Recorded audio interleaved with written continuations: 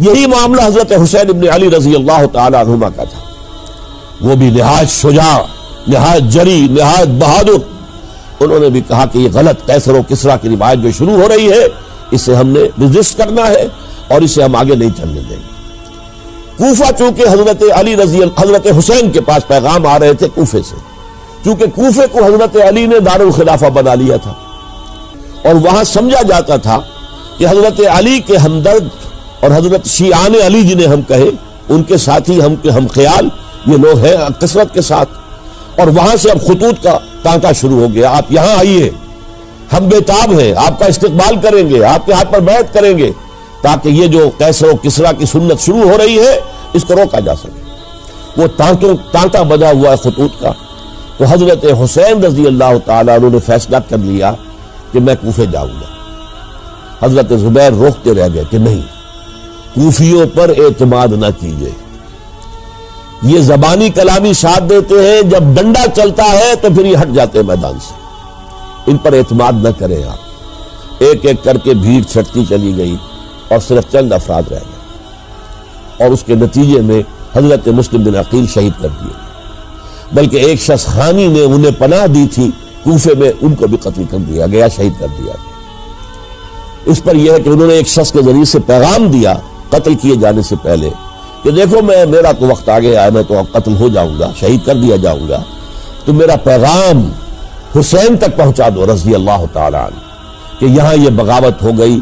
لوگوں نے، کوفیوں نے، الکوفی لا یوفی، کوفی جو ہے وہ پورا نہیں کرتا اپنے عہد کو اور وفا کو. اس کا ایک ثبوت ہمیں مل گیا ہے، یہ سب کے سب منحرف ہو گئے بیعت سے.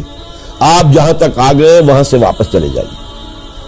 اور حضرت حسین رضی اللہ تعالیٰ عنہ بامروت انسان، شریف النفس انسان، کیسے ممکن تھا غیرت مند غیور انسان وہ کیسے ان کی بات کو رد کر دیتا. لہذا اچھا چلو چلتے ہیں کوفے کی طرف. آگے بڑھتے چلے گئے، کربلا میں پہنچ گئے. جو کچھ وہاں ہوا ہے پھر آپ کو معلوم ہے. یہ ہے 10 محرم الحرام سن 61 ہجری. کیا مطلب ہے؟ حضور کے انتقال کے ٹھیک 50 برس بعد، سن 11 ہجری میں حضور کا انتقال اور سن 61 ہجری میں حضور کے نواسے اور جن کے بارے میں حضور نے فرمایا سیدہ شباب اہل الجنہ، حضرت حسین شہید کر دیے گئے.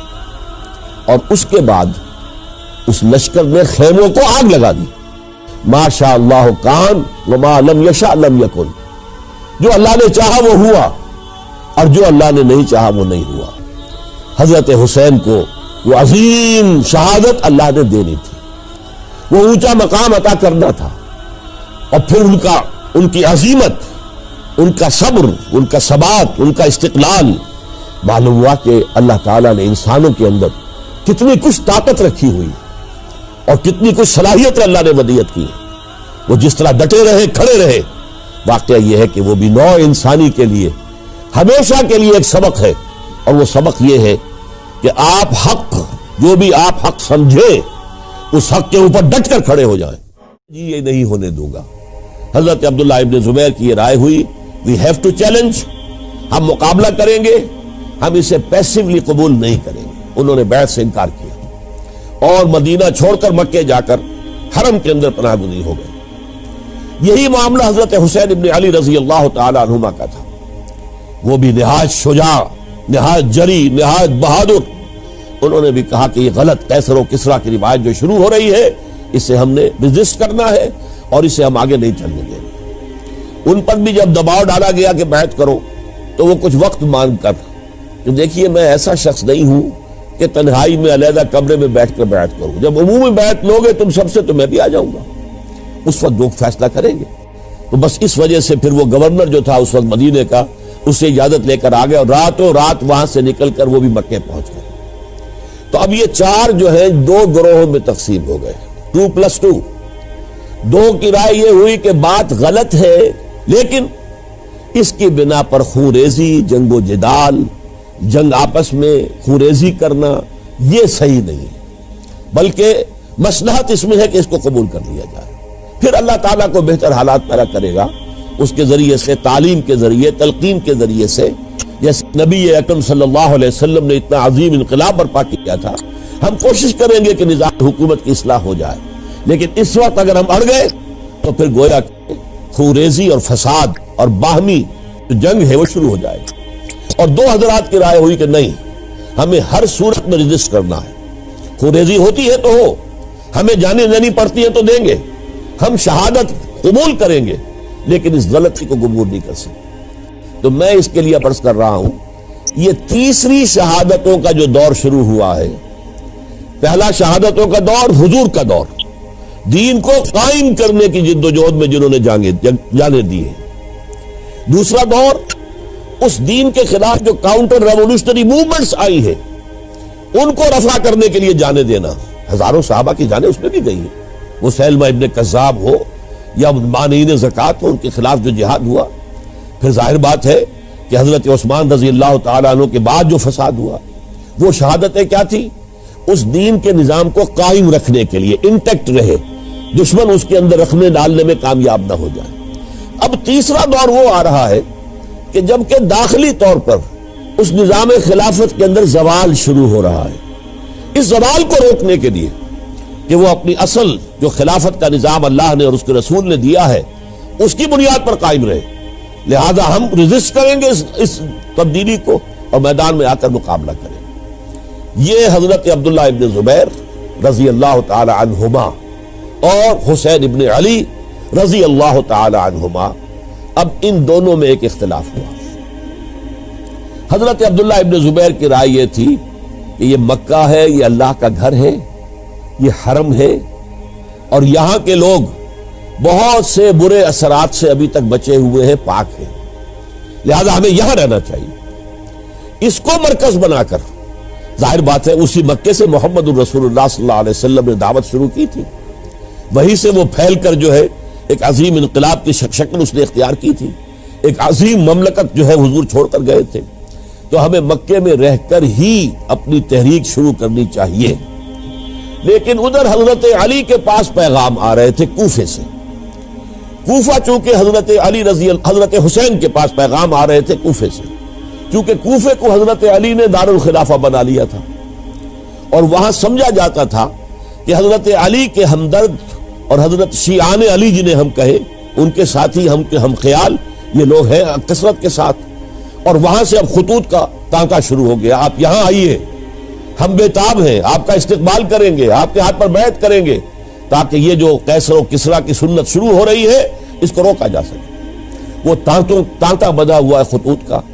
تو حضرت حسین رضی اللہ تعالیٰ عنہ نے فیصلہ کر لیا کہ میں کوفے جاؤں گا۔ حضرت زبیر روکتے رہ گئے کہ نہیں، کوفیوں پر اعتماد نہ کیجیے، یہ زبانی کلامی ساتھ دیتے ہیں، جب ڈنڈا چلتا ہے تو پھر یہ ہٹ جاتے ہیں میدان سے، ان پر اعتماد نہ کریں آپ، لہذا یہی مکے میں رہیے اور ہم دونوں مل کر ایک بڑی طاقت بن جائیں گے، اور یہ مکہ جو ہے ہمارے لیے حصار ہے، یہ ہمارے لیے پناہ گاہ ہے، یہاں سے اس دعوت کا آغاز کیا جائے۔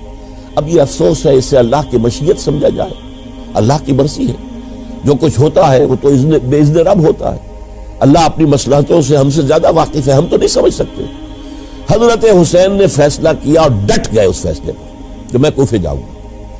اب یہ بھی بات قرآن مجید میں آیا ہے، حضور سے خطاب کر کے فرمایا گیا فَإِذَا عَزَمْتَ فَتَوَكَّلْ عَلَى اللَّهِ، جب ایک مرتبہ آپ ایک ارادہ کر لیں تو پھر اللہ پر توکل کیجئے، پھر یہ نہیں کہ کبھی آگے کبھی پیچھے جاؤں یا نہ جاؤں، یہ نہیں، یہ تردد یہ نہیں، بلکہ یہ کہ فیصلہ کر کے ڈٹ جائیے، اس لیے کہ جو بھی نتیجہ ہے وہ تو اللہ کے ہاتھ میں ہے، لہذا اللہ پر توکل کیجئے۔ فَإِذَا عَزَمْتَ فَتَوَكَّلْ عَلَى اللَّهِ، لہذا سب نے سمجھایا حضرت حسین کو کہ آپ کوفے نہ جائیں۔ سمجھانے والوں میں حضرت عمر بھی تھے رضی اللہ، حضرت عبداللہ ابن عمر بھی تھے رضی اللہ تعالی عنہ، اگرچہ کوئی قرابت داری جو ہے قریبی نہیں تھی، لیکن بہرحال امت کی ایک شخصیت، عظیم شخصیت تھے۔ سمجھانے میں سب سے زیادہ زور صرف کیا ہے حضرت عبداللہ ابن عباس نے رضی اللہ تعالی عنہما۔ اور حضرت عبداللہ ابن عباس کون ہیں؟ ایک رشتے سے حضرت حسین کے چچا ہیں، ایک رشتے سے حضرت حسین کے نانا ہیں۔ کیوں؟ حضرت علی اور حضرت عبداللہ ابن عباس چچا زاد بھائی ہیں، عباس کے بیٹے، ابو طالب کے بیٹے، عباس اور ابو طالب بھائی ہیں. تو یہ فرسٹ کزن تھے حضرت علی اور عبداللہ ابن عباس رضی اللہ تعالی عنہ. لہذا انہوں نے جب کہا تو گویا کہ ایک چچا ایک بزرگ سمجھا رہا ہے. اور دوسرے رشتے سے حضور نانا تھے حضرت حسین کے، اور حضور بھی کزن تھے حضرت عبداللہ ابن عباس کے، چچا زاد بھائی. اس حوالے سے سمجھ لیجئے کہ حضور کے کزن نانا کے درجے میں آ گئے. تو یہ دو رشتے تھے حضرت عبداللہ ابن عباس کے، اور انہوں نے بڑی الہا و زاری کے ساتھ بڑی اپنے مقام سے نیچے اتر کر خوشامد کی ہے. حسین خدا کے لیے باز آ جاؤ، حسین خدا کے لیے باز آ جاؤ، حسین اگر جانا ہی ہے تو اپنے بال بچوں کو لے کر نہ جاؤ. جس طریقے سے تمہارے باپ حضرت علی رضی اللہ تعالیٰ عنہ کو کوفہ کے اندر ذبح کر دیا گیا، کہیں ایسا نہ ہو کہ تمہیں بھی تمہارے بال بچوں کے سامنے ذبح کر دیا جائے، باز آ جاؤ. لیکن حضرت حسین اب اللہ کی طرف سے ان کے دل میں ایک ارادہ پختہ ہو چکا تھا، اور انہوں نے حضرت مسلم بن عقیل کو بھیجا تھا کہ جاؤ میری طرف سے کوفے والوں سے بیعت لے اور پھر مجھے اطلاع دو. وہ گئے، وہاں 12,000 افراد نے بیعت کر لی. اب ان کا خط آ گیا کہ یہاں تو فضا بالکل ہموار ہے، اتنے لوگوں نے بیعت کی ہے، باقی بھی جیسے ہی آپ سامنے آ جائیں گے سب بیعت کر لیں گے. لہذا یہاں پر وہ ریزسٹنس کے لیے گویا کہ ہمارے پاس طاقت اس کوفے کے اندر بہت مضبوط طاقت ہوگی کہ ہم یزید کی حکومت کے خلاف ریزسٹ کر سکیں. اس کے بعد ہوا کیا؟ یزید نے عبید اللہ ابن زیاد کو گورنر بنا کر بھیج دیا. یہ شخص تھا بہت ڈنڈا چلانے والا. اس نے سختیاں شروع کی تو بہت سے لوگ اس بیعت سے تائب ہو گئے. لیکن مسلم بن عقیل وہ میدان میں آئے اور ان کے ساتھ ہزاروں آدمی آ گئے جنہوں نے بیعت کی تھی، ابھی تک بیعت پر قائم تھے، اور انہوں نے گورنر کے گھر کا گھیراؤ کر لیا. گورنر کے ساتھ 30-40 آدمی تھے کل. وہ چھتوں پر چڑھ گئے، وہاں سے پتھراؤ کیا، اور وہاں سے جو 30-40 آدمی کوفے کے تھے ان سے کہا تم اپنے اپنے لوگوں کو کہو کہ چلے جائیں واپس یہاں سے.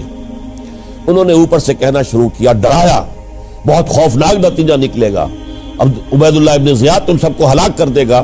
ایک ایک کر کے بھیڑ چھٹتی چلی گئی اور صرف چند افراد رہ گئے، اور اس کے نتیجے میں حضرت مسلم بن عقیل شہید کر دیے.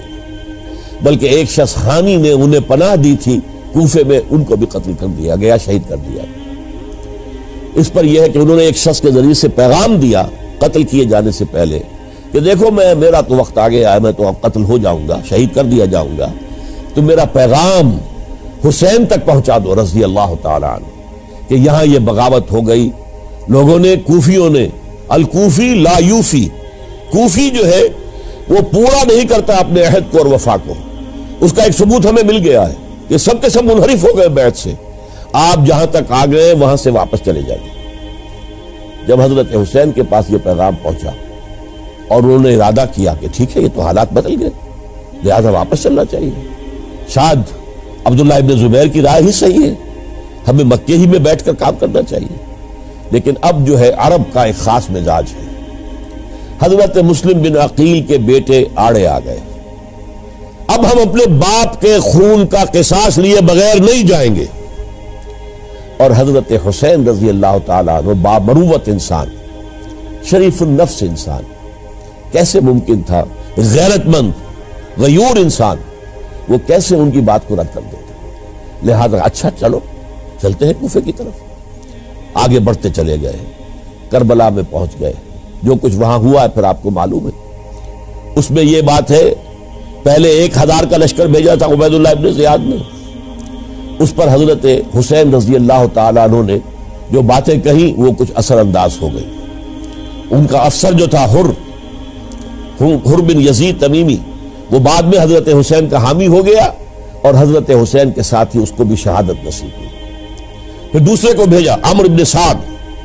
عمرو ابن سعد بھی ایک بڑی عظیم شخصیت کا بیٹا تھا. حضرت سعد ابن ابی وقاص جو فاتح ایران تھے اور جن کو غزوہ احد کے موقع پر حضور نے فرمایا تھا کہ اے سعد تیر چلاؤ، میرے ماں باپ تم پر قربان ہوں. جبکہ احد میں گھیراؤ کر لیا تھا حضور کا اور کفار قتل کرنے کے لیے ہجوم کر رہے تھے، اور کچھ حضرات تیر چلا چلا کے انہیں پھینک رہے تھے، دور جو ہے ہٹا رہے تھے. ان میں سے حضرت سعد ابن ابی وقاص بھی تھے. پھر وہ فاتح ایران تھے، اسی لیے گورنر بن گئے تھے ایران کے. سعد جو ہے ان کا بیٹے یہ عمرو جو ہے یہ اب ایک بڑے صوبے کا گورنر بھی تھا، اس وقت 4000 آدمی دے کر بھیجا، وہ بھی نرمی کرتا رہا، اس نے کوئی تشدد نہیں کیا، اس کے اندر بہرحال اپنے عظیم باپ کے خون کا کچھ اثر تھا، لیکن یہ کہ پھر ابن زیاد کو اطلاع مل گئی کہ عمرو ابن سعد جو ہے وہ تو لے تو لال کر رہا ہے، حملہ نہیں کر رہا، قتل نہیں کر رہا، بلکہ یہ کہ وہ تو اس راستہ بھی دینے کے لیے تیار ہے کہ نہ مدینے کی طرف جائیے اور نہ آپ مکے کی طرف جائیے، نہ کوفے کی طرف جائیے، بلکہ آپ چاہے تو دمشق چلے جائیں، یزید سے اپنا معاملہ کر لیں۔ اس پر ابن زیاد نے پھر وہاں سے خط لکھا ہے، میں نے تمہیں اس کام کے لیے بھیجا تھا، میں نے تمہیں حکم دیا تھا حسین سے میری بیعت لو، یعنی میری بیعت کے ذریعے یزید کی بیعت لو اور اسے پکڑ کر لا کر میرے سامنے پیش کرو۔ لہذا پھر اس نے ایک بہت خونخوار شخص کو زیادہ فوج دے کر بھیجا ہے، اور وہ جو ہے اس نے آ کر جو ہے شمر نے پھر اس نے فیصلہ کن معاملہ کیا۔ حضرت حسین رضی اللہ تعالیٰ عنہ نے ان دنوں میں جو وہاں گزرے ہیں، جتنے بھی کوفی آئے ہوئے تھے نا، اکثر و بیشتر تو کوفے کے لوگ تھے، ان سے کہا کہ میں خود نہیں آیا، تم نے مجھے بلایا تھا، اے فلاں ابن فلاں کیا تم نے مجھے خط نہیں لکھا تھا کہ آؤ؟ اے فلاں ابن فلاں کیا تم نے مجھے پیغام نہیں بھیجا تھا کہ یہاں تشریف لائیے؟ اور دیکھو میرے پاس تمہارے خطوط موجود ہیں۔ وہ ایک تھیلا جس میں کہ خطوط ہے وہ بھی لا کے میدان میں رکھ دیا۔ یہ حضرت حسین رضی اللہ تعالیٰ عنہ کی شرافت اور اپنی صاف دلی، کوئی اس کے اندر عیاری نہیں تھی ان کے اندر، معاذ اللہ ثم معاذ اللہ، لیکن یہ کہ اس کا نتیجہ اچھا نہیں نکلا۔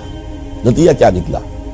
اب انہیں پتا چل گیا کوفیوں کو، اگر اب حسین زندہ دمشق پہنچ گئے یزید کے پاس تو یہ ہم سب کا بھاڑا پھوڑ دیں گے، ہماری شامت آ جائے گی، لہذا اب تو کسی صورت انہیں زندہ نہیں رہنے دینا۔ یہ ایک بڑا اہم واقعہ نوٹ کر لیجیے اس کو، اس لیے کہ حضرت حسین نے ایک ایک کا نام لے کر اے فلاں ابن فلاں، اے فلاں ابن فلاں، اے فلاں ابن فلاں، کیا تم نے خط نہیں لکھا تھا؟ کیا تمہارا پیغام نہیں تھا؟ اب انہوں نے دیکھا کہ یہ بھانڈا اگر یزید کے ہاں جا کر پھوڑ دیا گیا تو پھر ہماری خیر نہیں ہوگی۔ یہی وجہ ہے حضرت حسین کو شہید کرنے کے بعد، یہ نوٹ کر لیجئے، 72 آدمی تھے کل، جس کو کہہ لیں لشکر حضرت حسین کا رضی اللہ تعالیٰ، ان میں سے 20 خاندان بنی ہاشم کے چشم و چراغ تھے۔ وہ بڑی بہادری سے لڑے، بڑی بہادری سے لڑے، ایک ایک نے لڑ کر جان دی ہے، بہت سو کو مارا ہے۔ یقاتلون فی سبیل اللہ فیقتلون ویقتلون، قتل کر بھی رہے تھے، قتل ہو بھی رہے تھے، ایک ایک کر کے قتل ہو رہے تھے، شہید ہو رہے تھے۔ 20 جو ہے خاندان بنی ہاشم میں سے شہید ہوئے۔ حضرت حسین رضی اللہ تعالیٰ عنہ کا ایک بہت ہی انفنٹ چھوٹا بچہ وہ بھی شہید ہوا، باقی سب مرد، تمام مرد، سوائے ایک حضرت حسین کے بیٹے حضرت علی بن حسین زین العابدین کے لائے بعد میں، وہ بیمار تھے، وہ جنگ میں حصہ نہیں لے سکتے تھے، وہ بچ گئے صرف۔ اچھا، حضرت حسین شہید ہو گئے، یہ ہے 10 محرم الحرام سن 61 ہجری۔ کیا مطلب ہے؟ حضور کے انتقال کے ٹھیک 50 برس بعد، سن 11 ہجری میں حضور کا انتقال، اور سن 61 ہجری میں حضور کے نواسے، اور جن کے بارے میں حضور نے فرمایا سیدہ شباب اہل الجنہ، حضرت حسین شہید کر دیے گئے۔ اور اس کے بعد اس لشکر نے خیموں کو آگ لگا دی۔ یہاں نکتہ سمجھ لیجیے، آگ کیوں لگائی؟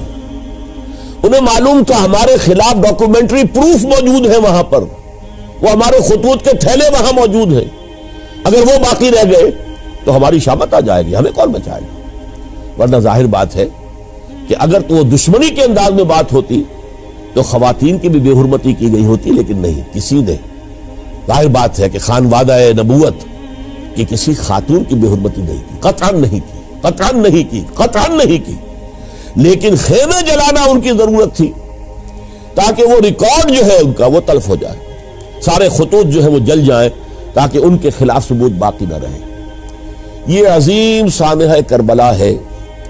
اب چونکہ یہ ہماری تاریخ کے ان واقعات میں سے ہے جس پر بہت کچھ اختلافات ہیں، مختلف گروہوں کی تعبیرات بہت مختلف ہیں۔ ایک طرف اہل تشیع کا اپنا بیان ہے، دوسری طرف اہل سنت کا ایک اجماعی بیان ہے، تیسری طرف کچھ ایسے لوگ پیدا ہو گئے ہیں جو حضرت حسین رضی اللہ تعالیٰ عنہ پر الزام لگا رہے ہیں اہل سنت میں سے کہ وہ تو حکومت کے طالب تھے، اقتدار کے خواہش مند تھے، واجب القتل تھے۔ معاذ اللہ ثم معاذ اللہ ثم معاذ اللہ۔ حضرت حسین اگرچہ صغار صحابہ میں سے تھے، یعنی حضور کی حیات طیبہ میں ابھی چھوٹے بچے تھے، لیکن ان کا شمار صحابہ میں ہے۔ اور پھر یہ وہ شخص ہے جو حضور کی گود میں کھیلا ہے، یہ وہ ہے جو حضور کے شانوں کے اوپر جس نے سواری کی ہے۔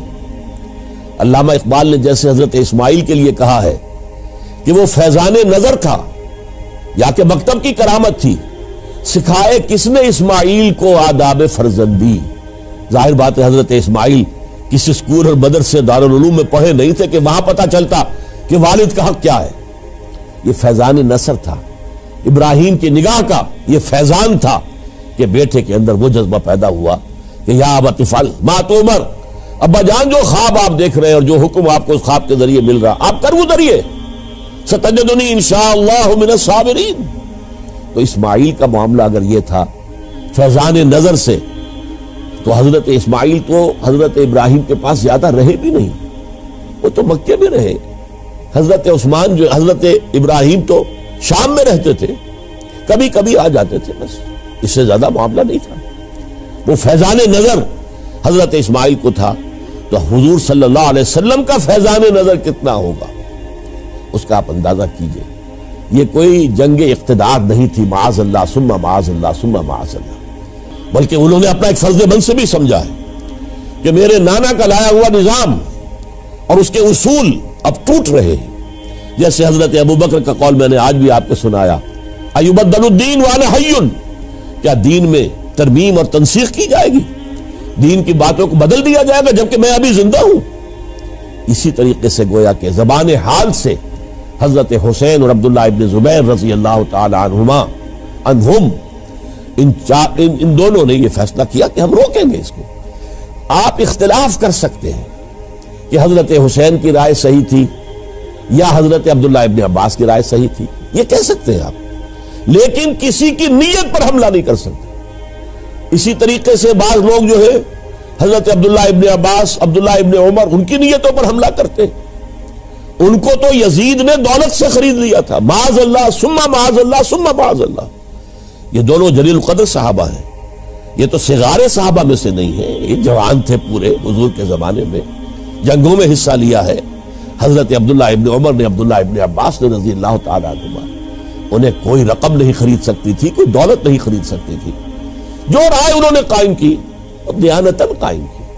اور ہمارے ہاں اصول یہ ہے کہ جب کوئی نئی صورتحال پیدا ہو جائے اور اجتہاد کی ضرورت پیش آ جائے اور پوری کوشش کر کے مجتہد اجتہاد کر رہا ہے، تو اگر اسے غلطی بھی ہو جائے، مجتہد مخطی خطا کار، اس کو بھی اکیرا ثواب ملتا ہے، اور مجتہد مصیب وہ مجتہد کے جس کی رائے صحیح، جس کا فیصلہ صحیح، اسے دوہرا ثواب ملتا ہے۔ تو ان کے مابین ایک اختلاف رائے کا ہوا، اجتہاد کا ہوا۔ آیا یہ غلطی اتنی بڑی ہے کہ امت میں تفرقہ پیدا کیا جائے، امن و امان کو برباد کیا جائے، خوریزی کا بازار گرم کیا جائے، یا نہیں؟ دو کی رائے یہ ہوئی، ان کی مخلصانہ رائے تھی، ان کی دیانت دارانہ رائے تھی، ہم ان کی نیت پر حملہ نہیں کر سکتے، آپ اختلاف کرنا چاہے تو کیجیے۔ اسی طرح حضرت عبداللہ ابن زبیر اور حضرت حسین ابن علی رضی اللہ تعالی عنہ، ظاہر بات ہے کہ ان کا بھی ایک اجتہادی رائے تھی کہ نہیں، یہ دین کے نظام کے اندر بہت بڑا رکھنا پڑ رہا ہے، یہ تو اب قیصر و کسریٰ کی سنت شروع ہو رہی ہے، یہ اسلام کے دین کے اوپر طریقہ نہیں، عمل نہیں ہو رہا ہے، تو ہم اسے اپنی جانوں کا نذرانہ دے کر بھی اسے روکیں گے، روکنے کی کوشش کریں گے، رکے نہ رکے ہم اپنی جانیں دے دیں گے۔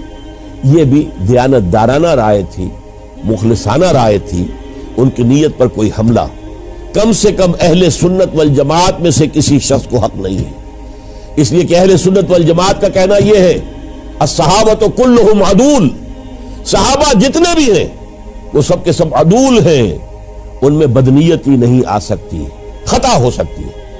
اہل سنت کے نزدیک معصومیت خاصہ نبوت ہے، نبوت ختم ہو گئی محمد رسول اللہ صلی اللہ علیہ وسلم پر.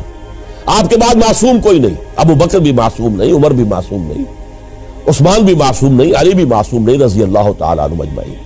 تو معصوم کون ہوگا؟ عبداللہ ابن عباس بھی معصوم نہیں, عبداللہ ابن زبیر بھی جو ہے معصوم نہیں, حسین ابن علی بھی معصوم نہیں, اسی طریقے سے عبداللہ ابن عمر, عبداللہ ابن زبیر کوئی معصوم نہیں. انہوں نے اپنی رائے قائم کی ہے, اس پر عمل کیا ہے دیانت دارانہ سنسیریٹی کے ساتھ, اور ان کے لیے اللہ تعالیٰ کے ہاں ہر طرح کا اجر و ثواب ہے سب کے لیے. حضرت عبداللہ ابن زبیر کی رائے اس اعتبار سے بہتر ثابت ہوئی, انہوں نے مکے میں پھر حکومت قائم کی. 9 برس تک ان کی حکومت قائم رہی, بنو امیہ ختم نہیں کر سکے اسے. سن 73 میں جا کر ان کی شہادت ہوئی ہے. اور ایک مرحلہ تو وہ بھی آیا تھا کہ شام اور مصر کی دونوں صوبے جو ہیں وہ بھی ان کے تحت آ گئے تھے. تو واقعہ یہ ہے کہ اگرچہ حضور نے ہمیں منع کیا ہے کہ کبھی یہ نہ کہا کرو کہ ایسا ہوتا تو ایسا ہو جاتا, نہیں, جو ہوا اللہ کی مرضی سے ہوا, اللہ کے اذن سے ہوا. حدیث کے الفاظ ہیں ان کلمۃ اللہ تفتح عمل الشیطان. یہ جو لو کاش یہ ہو جاتا, کاش یوں ہو جاتا تو بڑے اچھے نتیجے نکلتے, یہاں سے شیطان کا عمل شروع ہو جاتا ہے. ورنہ واقعہ یہ ہے کہ دل سے یہ بات نکلتی ہے, اگر حضرت حسین اور عبداللہ ابن زبیر یکجا ہو جاتے اور مکے کو اپنا مرکز بنا کر جو عظیم مقصد انہوں نے اپنے سامنے رکھا تھا کہ یہ جو روایت غلط آ رہی ہے اسلام کے دینی سیاسی نظام کے اندر, اس کو ہم روکیں گے, تو اللہ تعالیٰ انہیں کامیابی عطا فرما دیتا.